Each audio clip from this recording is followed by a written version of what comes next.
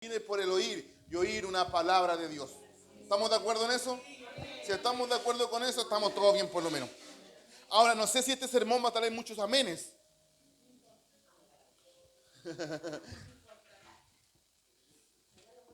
Yo sé muy bien que la palabra trae consolación, restauración, pero también trae un confrontamiento a nosotros.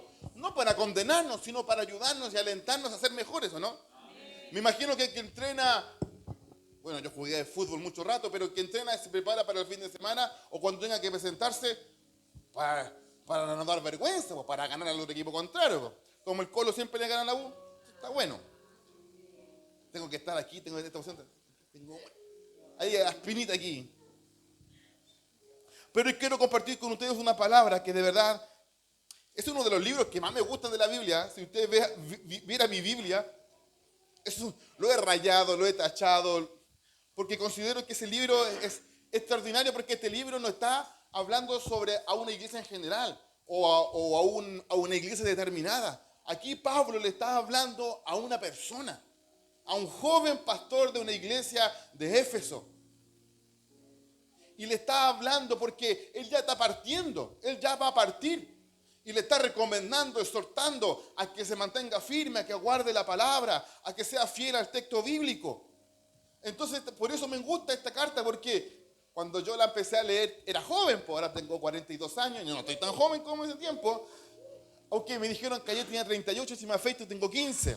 Pero considero que la Biblia este pasaje de la Biblia que yo le vamos a mencionar, es un pasaje de la Biblia que toca profundamente en este momento que estamos viviendo como sociedad, en forma no solamente local, sino en forma general, y también con la perspectiva de que nosotros estamos viviendo en tiempos peligrosos. ¿Y cómo vamos a discernir de lo bueno y lo malo? ¿Cómo vamos a ver dónde estoy congregándome, depositando mi confianza, mi fe, es un lugar correcto? ¿Cómo sé que estoy haciendo las cosas bien? Y la única herramienta que tenemos nosotros para ser más confiable es una buena palabra, es la palabra que está escrita. Cuando nosotros ponemos la fe en alguien, o en una persona, o en una iglesia determinada, vamos a darnos cuenta que nos vamos a equivocar el rumbo, porque vamos a caer en el tema de idolatrar a las personas, idolatrar el templo, cuando la única gloria es para el Señor. Nosotros no nos merecemos nada, todo es para Él. Y debido a ese contexto, les quiero compartir lo siguiente, que está escrito en la hermosa y preciosa epístola de 2 de Timoteo, capítulo 4, verso número 3 y 4. Vamos a leer. Si la pueden proyectar, así me gusta. Rápido, flash. La Biblia nos enseña, y le vamos a dar lectura en el nombre del Señor. Dice así: porque vendrá tiempos cuando no sufrirán la sana doctrina, sino que teniendo comezón de oír, se amontonarán maestros conforme a sus propias concupiscencias y se apartarán de la verdad, el oído, y se volverán a fábulas. Porque vamos a leer lo que está, si le quita un poco de volumen, está muy fuerte. No, es lo que ponemos aquí, el micrófono. Porque llegará el tiempo en que no van a tolerar la sana doctrina, sino que llevarán sus propios deseos, se rodearán de maestros que le digan las fantasías que quieren oír. El 4. Pero Pablo dice a Timoteo, dejarán de escuchar la verdad y se volverán a los mitos. Qué terrible, ¿ah? Qué terrible eso, ¿ah? Como dice el famoso eslogan de la carta a los Gálatas, empezaron por el espíritu y terminan en la carne. ¿Y cómo nosotros saber que estamos caminando por el camino correcto? ¿Cómo saber si nosotros estamos en la iglesia correcta? Porque yo me puedo disfrazar y decir aquí lo que yo quiera decir. El que yo ya estudiado la Biblia y he estado en un instituto no significa que yo me la sé toda. No significa que ahora yo pongo mi estandarte de profesor de instituto y decir, ahora yo soy espiritual, yo soy un maestro. No. ¿Cómo saber si eso es correcto o no? ¿Cómo saber si tú estás en el lugar correcto? Y yo quiero compartirte algo. Cuando nosotros, bueno, todos somos, a veces nos gusta la Coca-Cola, ¿cierto? Vamos a dar el ejemplo. Cuando tú pruebas la Coca-Cola y pruebas las frunas, ¿con cuál te queda? Con la original, ¿cierto? Porque tiene sabor original, pero es más barata la fruna, ¿cierto? Entonces siempre está lo falso y lo original. Por ejemplo, cuando nosotros estuvimos en Perú, había una serie de artefactos, ropa que parecía original, pero no era original. Tenía la tela, el sticker de atrás, todo como si fuera original, pero no es original. Y usted, por ejemplo, si yo le dijera, un día de este ejemplo, a veces se van a acordar, si yo le dijera, toma de esta agüita,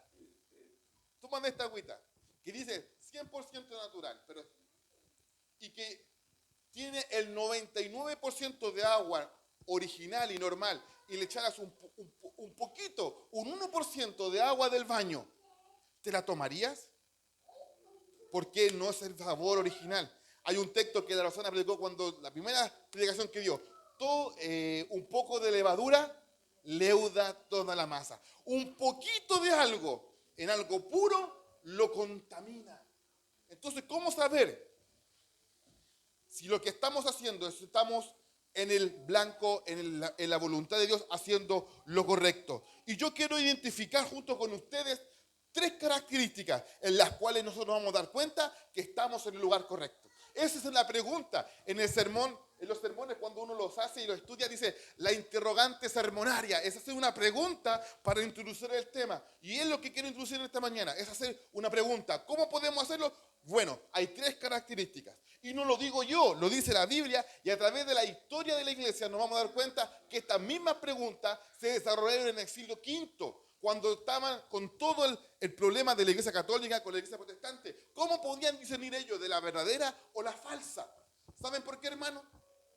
Porque Pablo le está diciendo a Timoteo, cuídate, porque vendrán tiempos peligrosos en donde no tolerarán la sana doctrina. ¿Por qué? Porque se estaban metiendo en la iglesia que Pablo había fundado, de lo mismo que supuestamente asistían a la iglesia algunas personas que eran judaizantes y les decían, oye, tienes que circuncidarte, tienes que cumplir la ley, si no, no vas a ser salvo. Le estaban hablando sobre eso. Y Pablo le está diciendo a Timoteo, cuidado con esas cosas. Cuidado, porque en el capítulo anteriores, por ejemplo, en el capítulo 3, dice, recuerda esto. Pablo dice a Timoteo, exhorta delante del Señor que no contienda sobre palabras, por lo cual nadie tiene un provecho, sino que para perdición de los oyentes. Ahí le está diciendo, ojo con lo que estás escuchando, porque hay gente que está introduciendo una falsa doctrina dentro de la iglesia. ¿Y de dónde salen? Las mayores herejías, ¿de dónde han salido? Del seno de la iglesia. Hay otro joven pastor de la iglesia de Creta, que se llamaba Tito, y lo dice perfectamente. Miren, lo tengo aquí y no les voy a mentir, porque uno da la vuelta a la hoja de la Biblia y aparece Tito. Y dice, Pablo dejó a Tito ahí y le dijo, ¿pero por qué lo dejó ahí? Por esta causa te dejo en Creta, para que corrijas los deficientes y establezcas ancianos en cada ciudad, así como yo te lo mandé. ¿Saben por qué o no? Porque los cretenses tenían una mala percepción. O sea, la gente tiene una mala percepción de los cretenses. Que aquí lo dice que había un profeta en ellos, decía, los cretenses, siempre mentirosos, siempre bestias, glotones, ociosos. No lo digo yo, aquí está escrito. Si quieres te lo puedes buscar en Tito capítulo 1, verso 12. De hecho, la iglesia de Corintios, ahí lo dice, yo no estoy mintiendo. Dijo, los cretenses son siempre mentirosos, malas bestias, glotones, perezosos. Esa característica es la que estaba luchando Tito en su iglesia para cambiar la forma de pensar de los cretenses. Y por otro lado, la iglesia naciente de Éfeso tenía la complicidad de los judaizantes y de la diosa Artemisa. Con eso se estaba enfrentando Timoteo en la iglesia de Éfeso, que la iglesia de Éfeso era como Valparaíso, una ciudad puerto, en donde todos llegaban, había una cantidad, era una decápolis, era una ciudad, al menos para ese tiempo, 500.000 habitantes, una gran ciudad. Y todos llegaban a ese lugar, imagínense, llegar a Valparaíso, usted lo sabe, con culturas diferentes, con formas, ¿cómo hemos llegado del extranjero acá? La arepa se han introducido, y todas esas cosas que a mí no me gustan. Yo soy bien chileno, hermano. La empanada, la sopaipilla y un pastel de choclo que me comí ayer, hermano. Le chupetí hasta los dientes, hermano.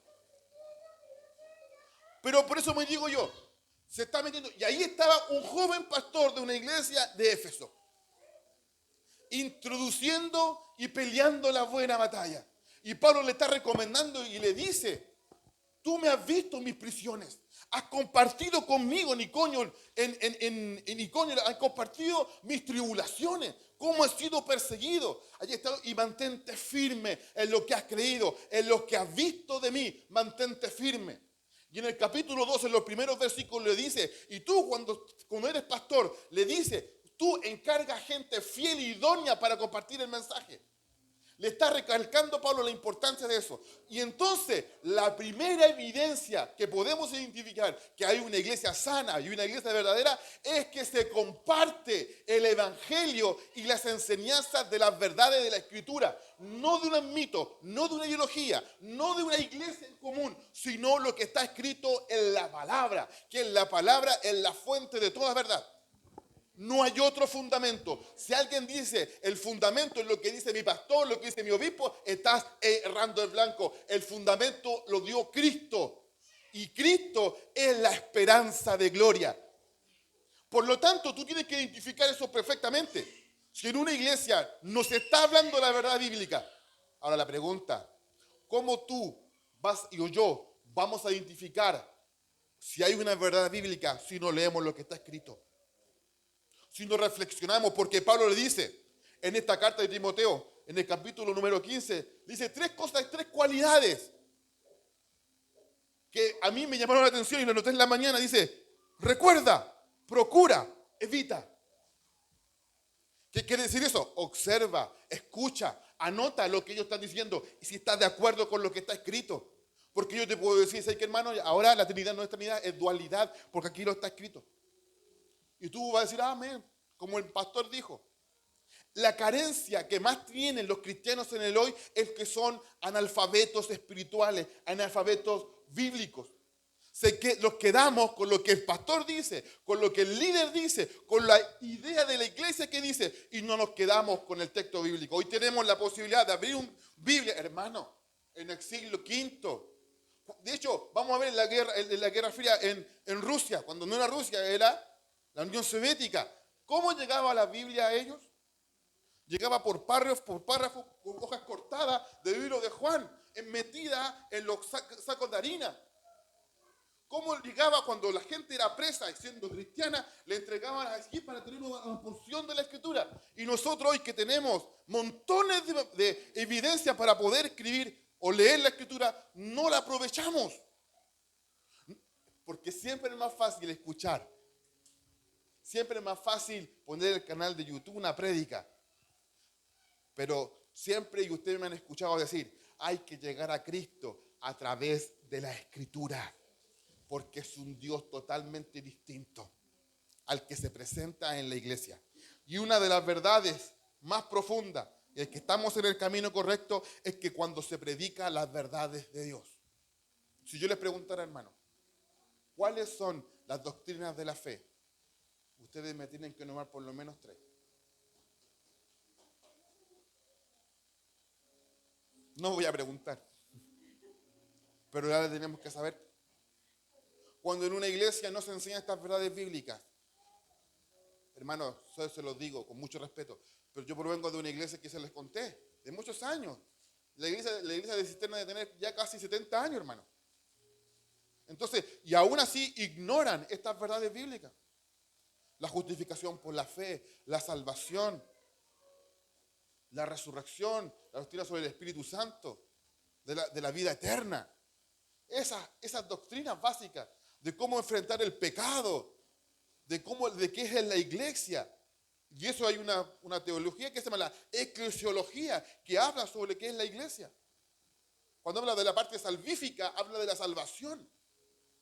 Cuando nosotros nos damos cuenta que los integrantes de una iglesia están creciendo y están aprendiendo sobre eso, estamos creciendo, hermano. Si no se trata del número, que quisiéramos crecer, pero ¿qué sacamos con crecer y no le damos el fundamento de que es Cristo? Ese es el peor error que se comete en la iglesia. Por ser un número, no le damos palabra. Suavizamos el mensaje, clarificando que es mejor que esté aquí que esté afuera. Claro, pero es una gran mentira. Es como decir al adicto, no importa, sigue consumiendo si eres salvo igual. Eso es una mentira. Si el adicto sigue consumiendo, se va al infierno con consumo y todo. Y eso no quiere decir que la obra del Espíritu en algún momento lo cambie. Y eso puede suceder así o no. Y eso es así. Dios transforma y cambia.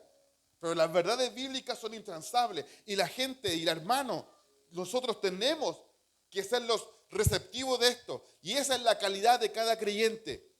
Aquí todos vamos a avanzar de acuerdo a lo que cada uno quiere crecer. Amén.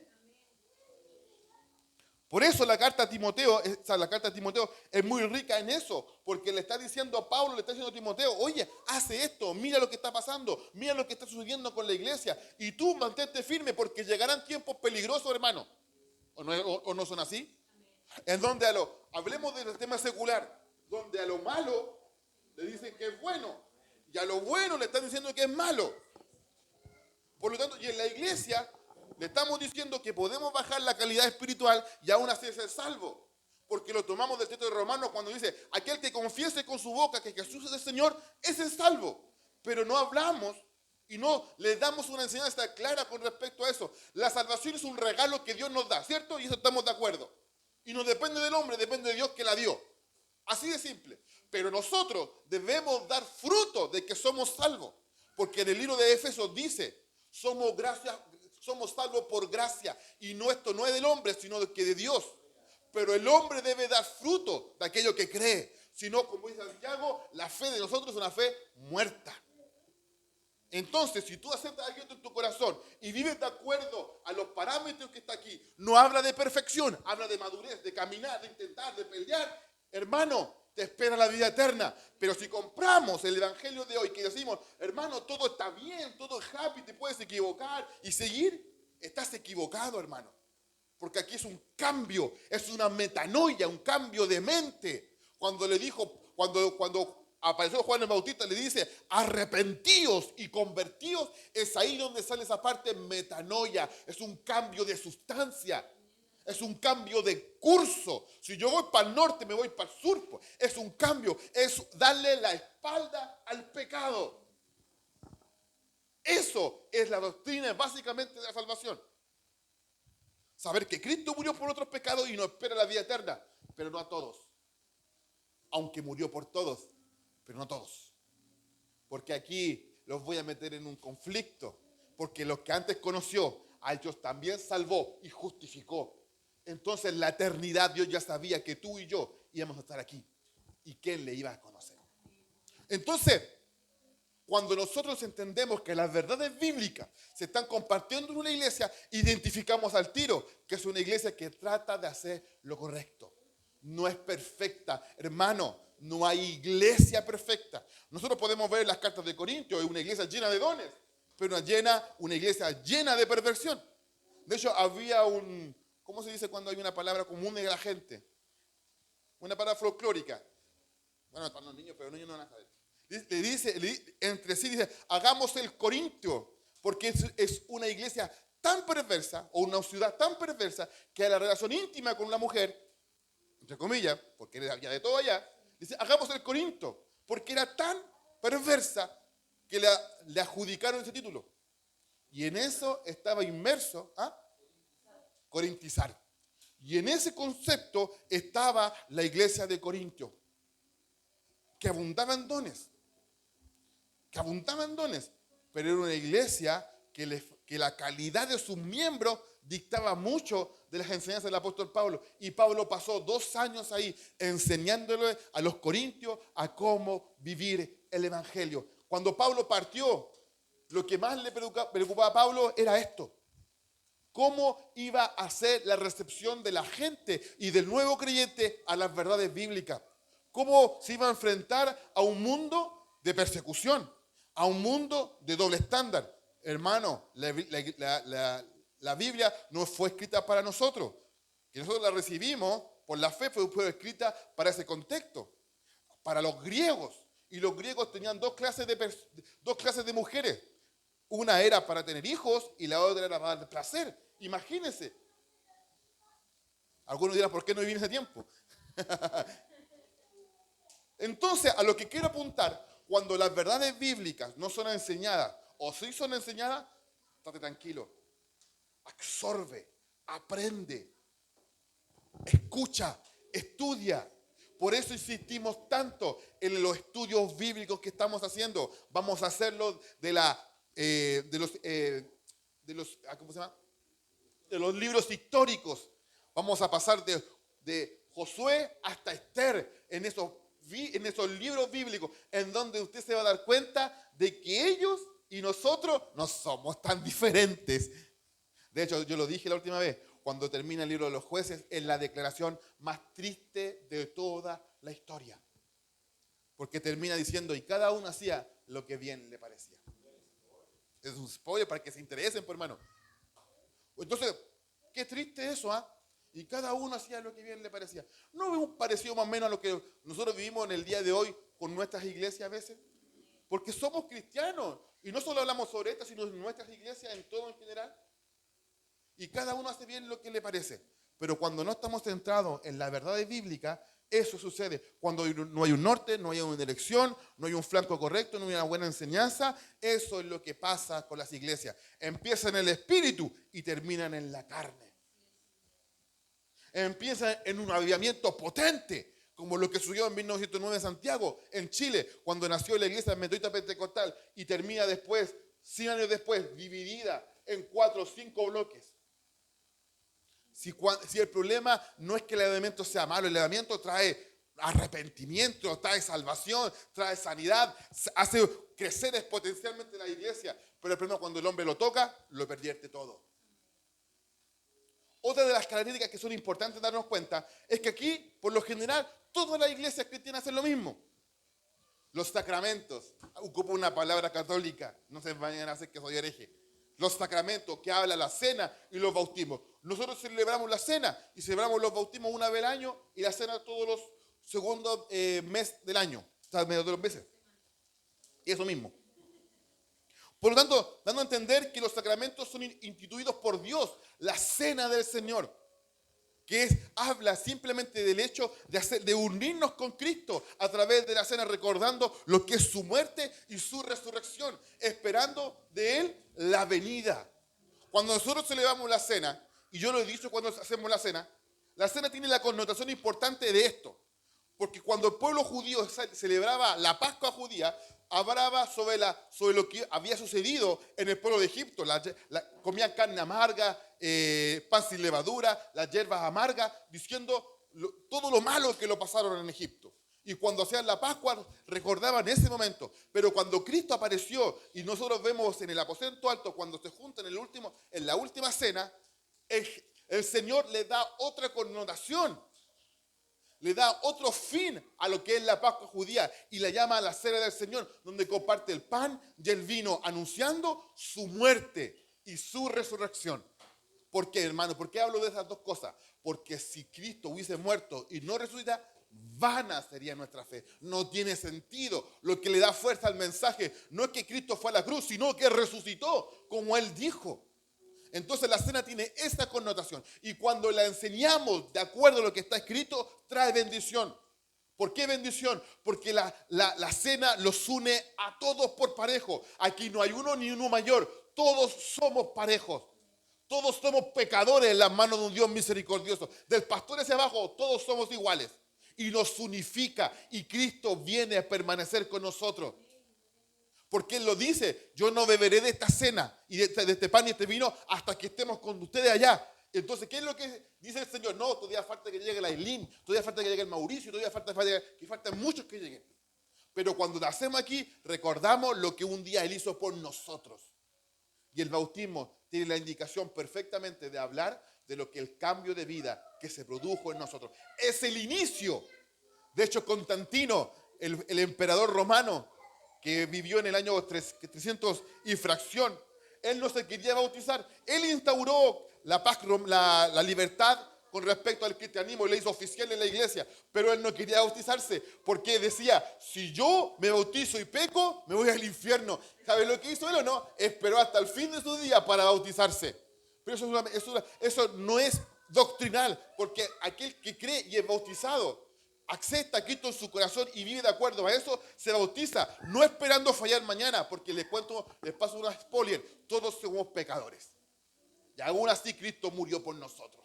Entonces cuando tú te bautizas, simplemente estás reconociendo públicamente tu cambio de vida, que te vas a esforzar todos los días de tu vida por ser diferente y abrazar las enseñanzas de Cristo.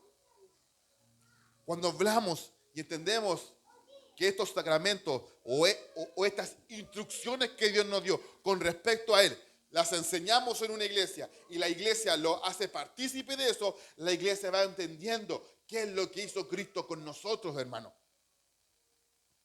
¿Me siguen, cierto?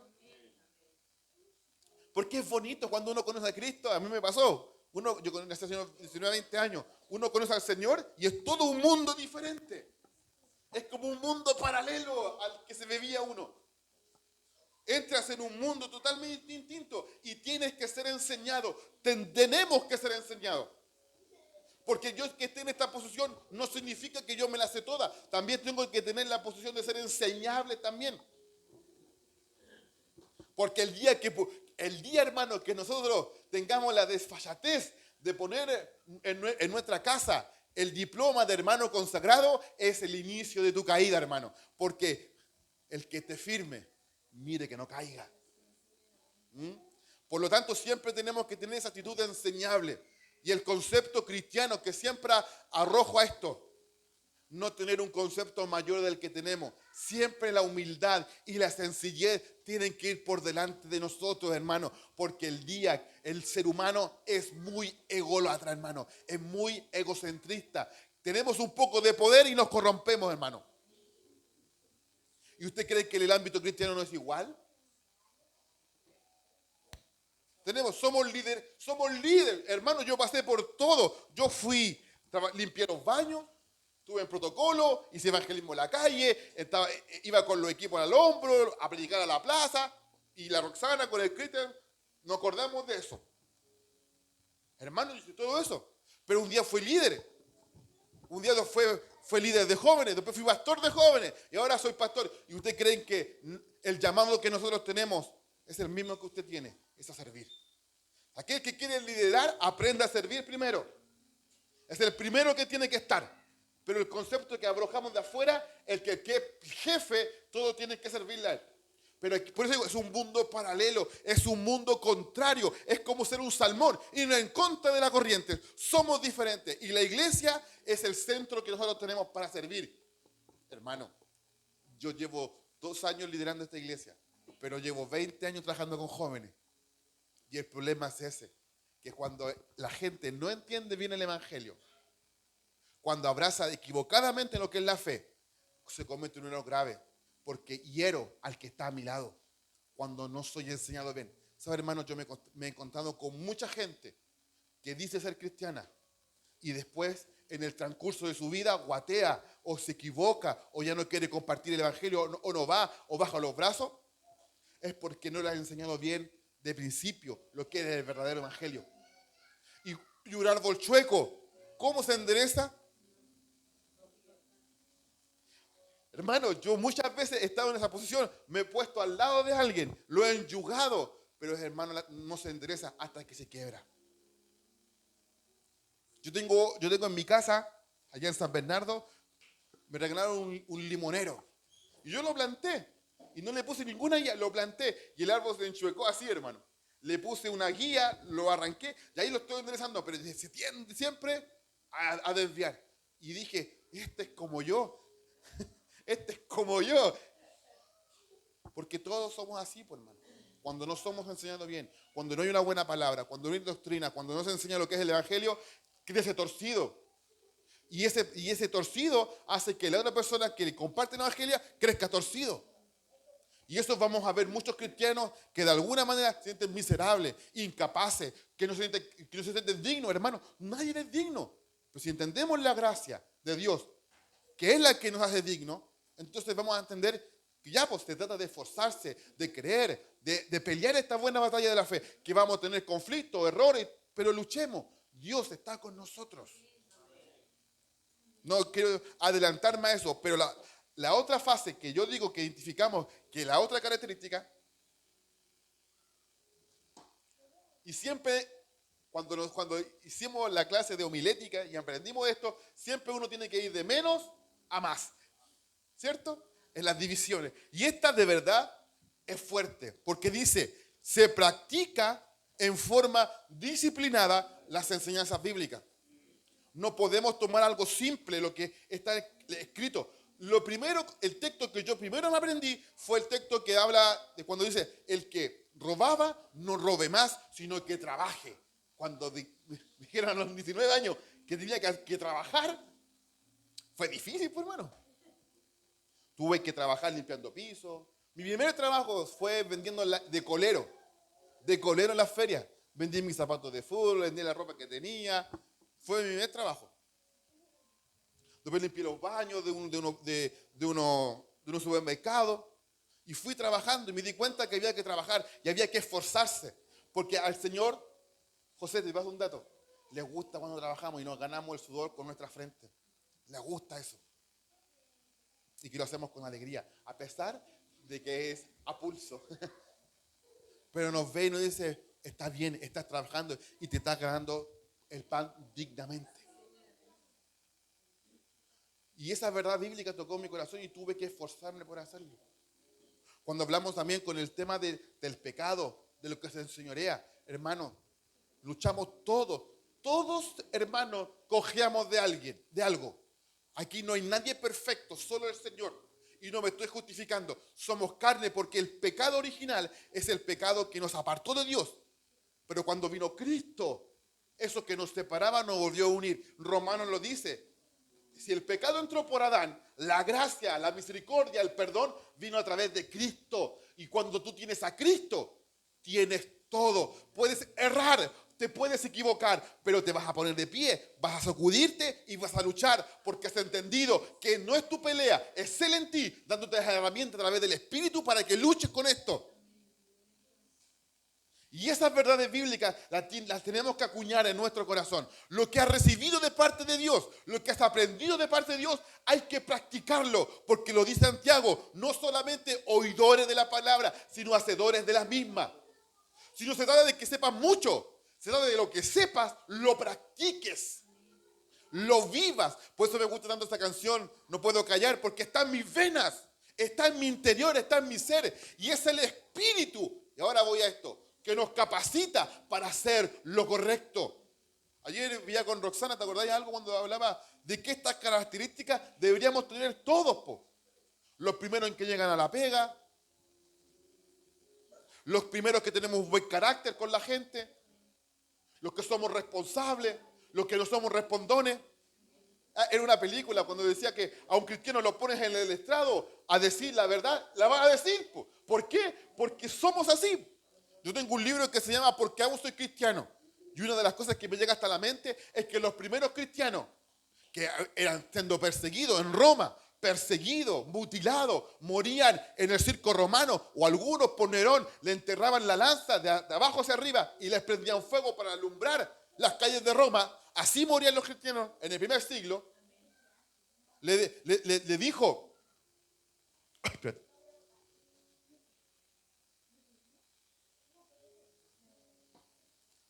Ahí me turbé. Así morían los primeros cristianos. ¿Estamos dispuestos a lo mismo? Por eso quiero hacer una pausa. ¿Estamos dispuestos a lo mismo? ¿Por esta enseñanza? Practican la verdad. Y ese libro a mí me dijo que los primeros cristianos se caracterizaban por eso.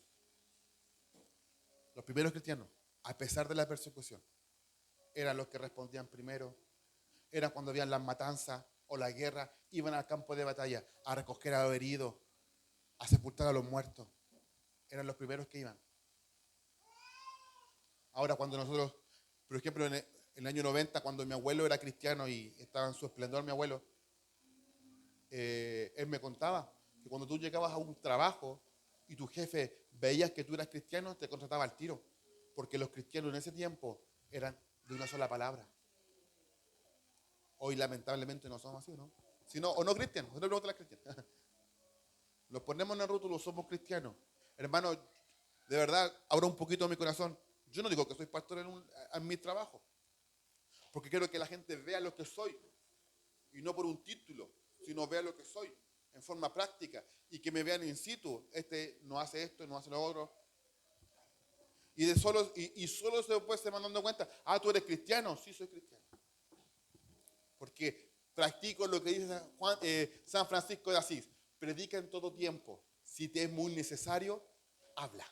Que tus acciones hablan de lo que eres. ¿Es muy difícil lo que estoy diciendo? Sí, es muy difícil, hermano. Es muy difícil. Que cuando alguien que te pise el pie, ¡guau! Y uno sale al tiro, el viejo hombre o la vieja mujer. ¿Sí o no? Uno puede salir con toda la unción de aquí y se va a su casa y se atraviesa el circunciso, uno le abre la ventana y se fue la unción. Pero miren, se supone que Tito tenía que predicar a los cretenses y le dice, yo te puse aquí, Tito, para que corrigiese lo deficiente, para que enseñara y aplicara la doctrina y la disciplina.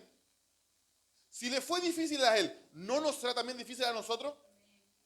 Pero hermano, los mandamientos no fueron expuestos para oprimir al pueblo, sino para darle libertad. Y cuando las enseñanzas bíblicas a nosotros nos dan en luz, es para hacernos libres. Ni no esclavos del miedo, ni esclavos del temor. ¿Por qué? ¿Me doy a entender o no? Cuando uno se da cuenta que la Biblia nos enseña que es malo robar, ¿quién es beneficiado? Nosotros. Porque te pillan, vas preso. Así. Cuando tú no lees la palabra y no la asocias a tu vida, porque la Biblia dice, ¿en qué consiste la vida eterna? En conocerme a Cristo, conocer a Cristo y a quien Dios mandó por la salvación de nosotros. Lo dice en el libro de Juan, en el capítulo creo 17. Cuando adoptamos esa ciencia bíblica, nosotros, el beneficiado somos nosotros, hermano. Cuando le dice Pablo, le dice a los casados, ustedes amen a su esposa. Y esposa, ustedes someten a sus maridos. Y las mujeres dicen, amén, dicen así. Y dice, y tú hombre, ama a tu esposa como Cristo amó a la iglesia y se entregó por ella. Ese es el estándar. Y cuando tú aplicas esa verdad bíblica a tu vida, ¿quién es el beneficiado? Uno. Cuando le dice a los hijos, honra a tu padre y a tu madre y tus días son alargados, ¿a quién le está dando beneficio a eso? Entonces la enseñanza bíblica, claro que cuestan. Cuesta amar al prójimo, cuesta amar al prójimo. ¿Cómo tenemos que amar al prójimo? Como a nosotros mismos. ¿Cuesta o no? Entonces, ¿cuál es el problema de esto? Que es difícil, pero yo quiero decirles que tenemos la solución para eso. Porque uno da cierto, como el doctor, estos son los síntomas, te aplico la terapia. Tenemos a alguien que pelea por nosotros, que está en nosotros, que vive con nosotros. Y si no sabes, te saca un poco de polvo para que lo veas aquí, que se llama Espíritu Santo, el que nos hace hacer lo correcto, el que nos hace andar por justicia, hermano. Porque la Biblia dice que sin santidad nadie verá a Dios. Y la santidad no tiene que ver con una aureola, con andar la Biblia bajo el brazo, sino con aplicar la enseñanza bíblica a mi vida, traspasarla a mis hijos, traspasarla a mis nietos y a las siguientes generaciones. Porque todos sabemos que tenemos fecha de vencimiento. ¿Sí o no? Y la pregunta, ¿ustedes han visto a alguien que se lleve algo para la eternidad? Sebastián Piñera, millonario. ¿Se llevó algo para la eternidad o no? Entonces, ¿cuál es el problema? Y esto quiero metiendo el dedo en la llaga para llegar a la conclusión. ¿Cuál es el problema de este tiempo? ¿Por qué nos afanamos tanto? ¿Por qué trabajamos tanto? ¿Por qué nos desesperamos tanto? Las crisis de ansiedades, ¿por qué? ¿Por tener un mejor vehículo? ¿Por tener lo que mi papá no me dio? y darle a mis hijos lo que yo nunca tuve. ¿Por qué lo afanamos con eso? ¿Acaso dice la Biblia, no valéis vosotros más que los pájaros? Si tenemos harina y aceite y eso no escasea, ¿de qué nos complicamos?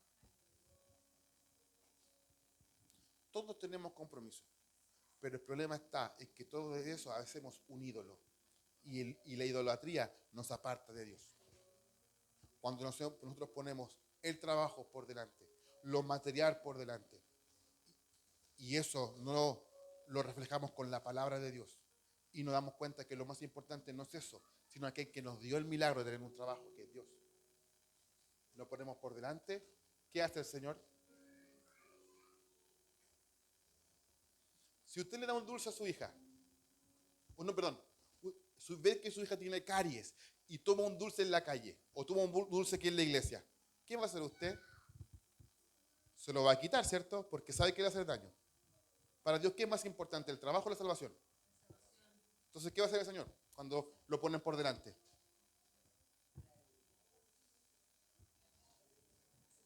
Hermano, por eso Pedro dice, las aflicciones del presente tiempo no se compararán a la gloria venidera que ha de manifestarse. Para la próxima semana, le voy a hacer un spoiler, vamos a hablar del verdadero creyente. Hoy día vamos a hablar de la iglesia. Pero la verdadera iglesia es la que resalta en medio de la angustia, en medio de la ansiedad. El que sale como oro en el crisol cuando es probada. Pero la prueba no es para nuestra condenación o para que te falte la fe, sino para sacar la mejor versión de tu vida. ¿Estás en problemas? ¿Estás endeudado? ¿Estás con conflicto? ¿Las cosas no te salen? Si has recibido la palabra y la enseñanza bíblica y participas de los sacramentos de la iglesia y practicas la fe de manera disciplinada, espera en Dios, porque aún he de alabarte, salvación mía. Y mientras yo levanto mis manos, algo empieza a fluir. Esa es la obra del Espíritu, el carisma de la iglesia, que esperar en Cristo la promesa de su venida, la promesa de sacar las manos y levantarte. Hay un cuadro muy lindo en la iglesia que yo me convertí, muy lindo. Y yo siempre que lo miraba decía, así es el Señor. Es un cuadro, creo que lo he contado, bueno, algunos lo conocen, un cuadro grande, en donde hay una barca en medio de la noche y un faro alumbrando en medio de una tormenta. Y en medio del cielo sale una mano para ayudar al bote. Ese es el Señor, que muchas veces sale a nuestro auxilio cuando nosotros no podemos. Porque cuando tú aplicas las verdades bíblicas, tienes un respaldo moral sobre tu vida, que estás haciendo lo correcto, que has decidido por lo correcto, que no eres perfecto, que no somos perfectos, pero entendemos maduramente que es la gracia, que es el perdón, que es la misericordia, que es la verdadera prosperidad. Yo prediqué hace meses, años atrás, ¿quieres ser próspero? Todos dijeron, amén. Les digo ahora, ¿quieren prosperar? Oh, la bendigo, hermana, porque es la única que dijo, ¿quieren prosperar? Busquen en la palabra, busquen a Cristo, porque ya hemos sido, prosperados, porque al tenerlo a Él, lo tenemos todo. Lo tenemos absolutamente todo. Cuento una historia. Habían dos personajes. Cleofas, me acuerdo de uno. Iban en el camino de Maús. Estaban tristes, José. Iban por el camino. Iban como de aquí a tu casa, caminando. Tristes, porque el maestro de Galilea habían sido martirizados. Tristes. Y decían a uno a otro, ¿y este no era el Mesías? ¿No era el Cristo? Si vimos tantos milagros que él hizo. Y de repente aparece una persona al lado y la sigue acompañando. Y les dice, y le habla. Y le habla desde Moisés hasta toda la escritura, dándome cuenta que el que había muerto era el Cristo, era el Mesías. Y ellos no se dieron cuenta quién es el que estaba a su lado. Pero ¿cuál fue la evidencia para que ellos entendieran que era el resucitado? Cuando se sentó con ellos a compartir el pan y lo partió y se dieron cuenta que él era el maestro. ¿Saben que la historia dice que recorrieron casi 16 estadios? O sea, estadios en el sentido de, si un estadio tiene una zanja de 400 metros de largo, ¿cierto? lo multiplica por 16. ¿Cuánto te da? Muchos kilómetros. Muchos kilómetros. Y eso lo recorrieron solos. Solos. Angustiados, tristes, desesperados, angustiados. ¿Dónde pongo mi fe? ¿Dónde pongo mi confianza? ¿Dónde estoy poniendo mi fe? Si el que murió, iban tristes por el camino, pateando las piedras, como en la canción de los prisioneros, pateando piedras. Pero cuando se le apareció el maestro, y ellos mismos vieron a Jesús partir el pan, reconocieron que era el maestro y dijeron, no te vayas, quédate con nosotros. Y él desapareció. ¿Sabes lo que hicieron estos chiquillos, no? ¿Sabes lo que hicieron o no? Recorrieron esa misma distancia, pero de manera distinta.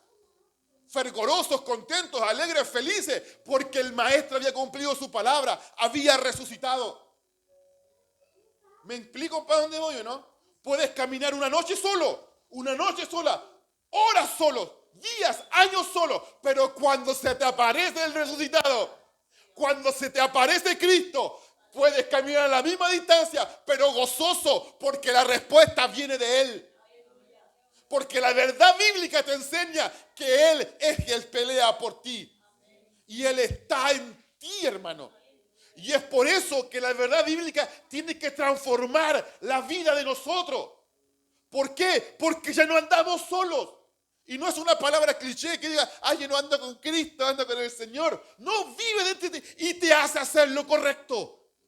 Y cuando tú haces lo correcto, generas en ti una carga, un kadosh, un peso de gloria sobre tu vida, sobre la iglesia, para ver al resucitado. Porque el fin de que veas al resucitado, ¿sabes cuál es el fin de todo eso, no? Es yo acercarme a ti, a un no creyente, y decirle, hay alguien que murió por ti. Es transmitir la fe a otro.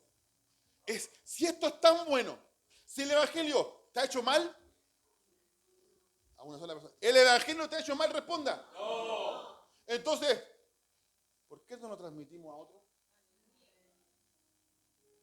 ¿O acaso todavía estás pensando en los pecados que has cometido, en los errores que has cometido, en que todavía no eres capaz de hacer esto y lo otro? Hermano, te faltan las verdades bíblicas. Te falta la enseñanza y aplicarla a tu vida y decir, ¿qué enseñanza? Es que somos justificados por la fe. Romanos 5:1. Pues, justificados pues por la fe, tenemos paz para con Dios. Pónganlo, Cristian, por favor. Justificados pues en Dios tenemos la paz. Bendita memoria. En consecuencia, ya que hemos sido justificados mediante la fe, tenemos paz para con Dios por medio de nuestro Señor Jesucristo. ¿Por qué tenemos esa paz? Porque Él murió y resucitó para que tú y yo tengamos esa paz que el mundo nunca te va a dar, hermano. Nunca te va a dar. Nunca te va a dar un vaso de cerveza, nunca te la dio la droga, nunca te dio nada. Solamente la palabra te da esa paz que el mundo nunca te va a ofrecer. Porque no la conoce. Porque aquí lo dice. Yo lo leí.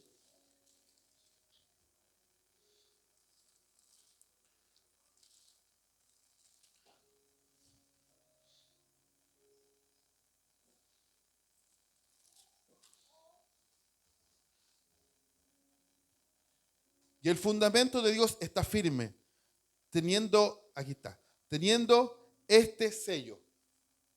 Fíjense bien, lo voy a decir de nuevo. Si lo puedes poner, 2 Timoteo Cristian, capítulo número 2, verso número 19. Pero el fundamento de Dios está firme, teniendo este sello. Conoce el Señor a los suyos. Y apártese de iniquidad todo aquel que invoca el nombre de Cristo. Él conoce a los suyos. No solamente conoce tu voz, no solamente conoce lo que tú eres, te conoce a ti. ¿Y qué es lo que te pide? Porque la cruz te da y te exige. ¿O no? Que nos apartemos de toda maldad. Que nos apartemos de ídolos, de sustitutos. Que nos apartemos de cosas que de verdad le hacen mal al cuerpo, por favor. Si somos templo del Espíritu, que nos hace mal.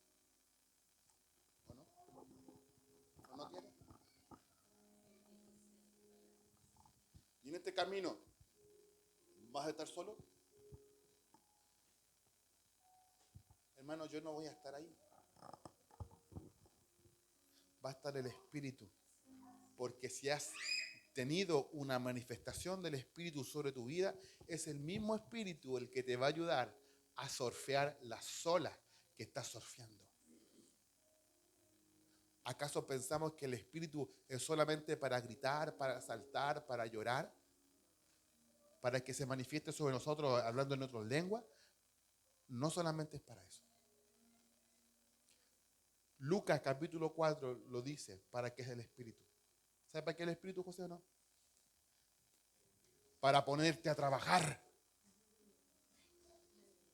Lucas capítulo 4, Cristian, por favor. Es para ponerte a laburar. Porque para sanar a los enfermos, lo necesitas. Para llevar la paz a los presos y la libertad, lo necesitas. Porque como empieza, dice, y el Espíritu de Dios está sobre mí. Y me ha capacitado para abandonarte en medio del desazón, no. Para dejarte en medio de tu lucha, no. Para que vayas y esta palabra glorifique a Cristo y conozcan quién es el Señor. ¿O no? Ahí está. Y el Espíritu del Señor está sobre mí, por cuanto me ha ungido para anunciar buenas nuevas o buenas noticias a los pobres. Me ha enviado a proclamar libertad, ¿a quién? A los cautivos, pobres cautivos, y vista a los ciegos, ciegos, y libertad a los oprimidos. Miren, 4 características de personas, ahí tienen un sermón. Pobres, cautivos, ciegos y oprimidos. Digan, levante la mano, ¿quién cae en esa connotación? Yo en algún momento fui pobre, cautivo, ciego y oprimido. ¿Y quién vino a darte vida? Es el Espíritu, hermano, que usó a otra persona para bendecir tu vida. Entonces, ¿por qué no puedes tú bendecir a otra persona? Porque para eso Dios te llamó. Porque el fin de todo discurso es temer a Dios y guardar sus mandamientos. Así lo dice Eclesiastés. Y puedes hacer todo lo que tú quieras en toda tu vida. Es tu vida, tú decides lo que haces. Pero por sobre todas esas cosas, Dios a ti te va a juzgar por esa verdad. Si tú tienes el Espíritu Santo en tu vida y se ha manifestado, bueno, ¿por qué no te pones a trabajar? ¿Por qué no lo disponemos a trabajar? Porque ¿saben qué o no? El problema de eso son 2 cosas. Y con esto quiero concluir. Una, lo miramos al espejo y lo encontramos incapaces de hacerlo. Y segundo, y aunque duela, se lo voy a decir, no tenemos la moral para hacerlo. Porque cuando tú proclamas la verdad, la gente te va a mirar a ti. Y no estás dispuesto a que la gente te mire a ti. Porque sabes perfectamente que no estamos capacitados. Y bienvenida a la iglesia. Porque para eso es la iglesia. Es para capacitarte. Yo, cuando iniciamos la iglesia, uno de los nombres que más me decía era Centro de Formación Cristiana. ¿Por qué? Porque tales oprimidos, ciegos, cautivos, ¿y qué más ahora? Pobres. Dios iba a capacitar para llevar este mensaje a otros. Amén. ¿Puede ponerse de pie, por favor? ¿Sabe qué es esto de uno?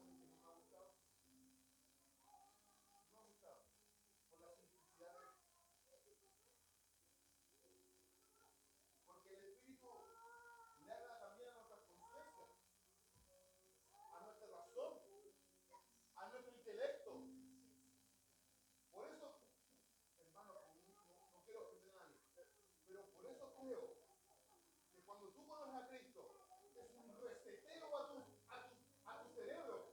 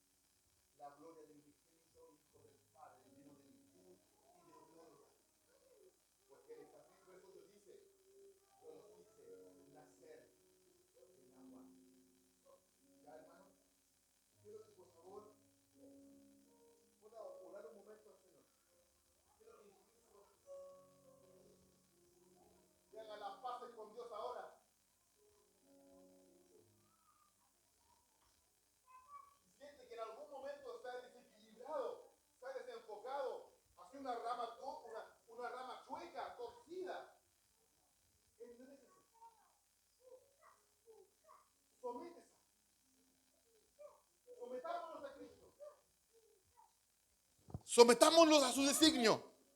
Sometámoslos. Y diga, Señor, aquí está mi vida. Aquí está mi vida. Tal como soy. Sin nada más que ofrecer, más que mi corazón. Es una canción. Dígaselo. Y si hay una obra del Espíritu en tu vida, eso tiene que tocar profundamente tu corazón, hermano. Esto tiene que hacerte reflexionar. Eso te tiene, mire, voy a ocupar una palabra. Eso tiene que hacerte sentir miserable porque no has estado a la altura de tu llamado. No has estado a la altura de lo que Dios te llamó a hacer. Has tenido sustitutos de eso. ¿Sabes a lo que Dios te llamó a hacer? ¿Sabes a lo que Cristo te llamó a hacer? Y le has puesto trabas, le has puesto obstáculos, pensando que Dios no puede deshacer tu conflicto, así como la nieblina. El Espíritu de Dios está aquí para pelear por ti, para que caigan tus vendas, para que caigan tus argumentos, porque tu argumento, como dice Isaías, son un trapo de inmundicia, no tiene una justificación. No te justifiques con Dios, solo acepta su disciplina, pide perdón, arrepentámonos y caminemos por esperanza. Porque hay otro hombre, otra mujer que está gritando, ayúdame. Está como el macedónico. Y tú eres como el apóstol Pablo, que el Señor te dice, ven, ayúdame, háblame. Ayúdame a salir de esto. Espíritu de Dios, toca la vida de mis hermanos. Toca la vida nuestra. Y capacítanos en amor, en humildad, Señor. En humildad, Señor. Vea nuestro corazón, Señor. Que somos honestos, nos cuesta, Señor, nos cuesta cerrar la boca. Nos cuesta dejar de pensar tonterías, Señor. Pero tu Espíritu me venza en esta mañana. Tu Espíritu sea más fuerte en esta mañana. En el nombre poderoso de Jesús. Y declare la poderosa palabra de Dios sobre tu vida. Ora por ti en esta noche, en esta mañana. Ora por ti, pon la mano en tu pecho y ora por ti. Comprometiéndote con Dios a hacer las cosas mejor.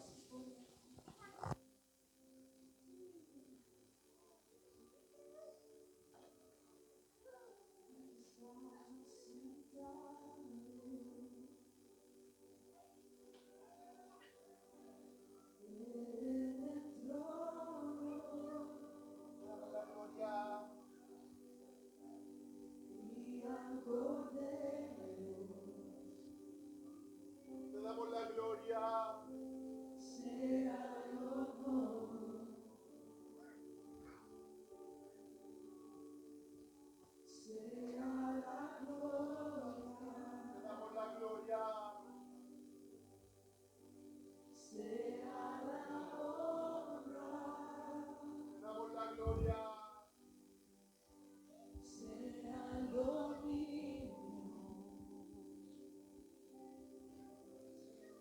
Por los siglos de los siglos, al que está sentado en el trono y al Cordero sea el honor,